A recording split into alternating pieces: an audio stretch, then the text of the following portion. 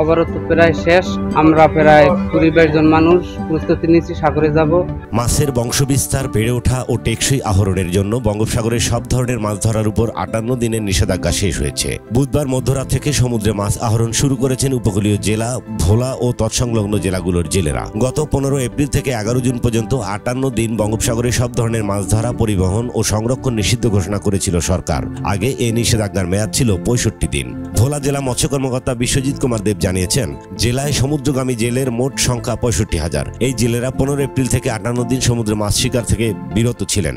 এ সময় সরকার তাদের জন্য মাথাপিছু ৭৮ কেজি করে চাল বরাদ্দ দেয়। নিষেধাজ্ঞা চলাকালে বাংলাদেশ নৌবাহিনী, কোস্টগার্ড ও মৎস্য বিভাগের টাস্কফোর্স সমুদ্রে নিয়মিত টহল কার্যক্রম পরিচালনা করেছে বলেও জানান তিনি। এদিকে নিষেধাজ্ঞার মেয়াদ শেষ হওয়ায় বুধবার সকাল থেকেই জেলে পল্লীগুলোতে দেখা যায় সমুদ্রে যেতে জেলেরা প্রস্তুতি সম্পন্ন করেছেন। তাদের অনেকে জাল, খাবার ও প্রয়োজনীয় সরঞ্জামাদি নিয়ে মাছ ধরার উদ্দেশ্যে রওনা দিচ্ছেন। ২০১৫ সাল থেকে সামুদ্রিক মাছের প্রজনন ও সংরক্ষণে বঙ্গোপসাগরে বাংলাদেশ সীমানায় ২০ মে থেকে ২৩ জুলাই পর্যন্ত ৬৫ দিন ট্রলারের মাধ্যমে সব ধরনের মাছ ও চিংড়ি আহরণে নিষেধাজ্ঞা দিয়ে আসছিল সরকার।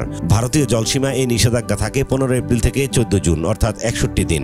সরকার ভারতের সঙ্গে সামঞ্জস্য রেখে ৬৫ দিনের নিষেধাজ্ঞার সময় ৭ দিন কমিয়ে ১৫ এপ্রিল থেকে ১১ জুন পর্যন্ত ৫৮ দিন করে। ব্যবসায়ীরা জানিয়েছেন, সাগরের মাছ ধরা বন্ধ থাকায় সারা দেশে মাছের যোগান অনেকটাই কমে গেছে। এতে বাজারে মাছের দামও বেড়েছে।